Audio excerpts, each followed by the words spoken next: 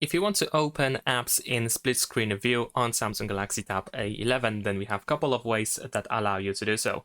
The first method is to open the app that you want to open in the split screen. Go to Background Apps, tap on the app icon above the preview, and then we have Open in split screen view. Afterwards, you can choose the second app that should be opened in the split screen view, and there we go. Now, in addition to that, in settings, if you scroll down to advanced features over here, we can go to multi-window, and then we have show multi-window menu with one window. So when this option is enabled, you should be able to find this line in the middle at the top of the screen of the app. And if you tap on it, we have the split screen option that we can easily use.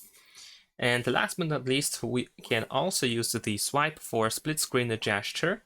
And in portrait mode, you need to swipe with 2 fingers towards the top side from the bottom, of course, just like it is visible over here. But if you use the landscape mode, then in that case, you want to also use 2 fingers, but you want to swipe from the right side like this, or from the left side like this.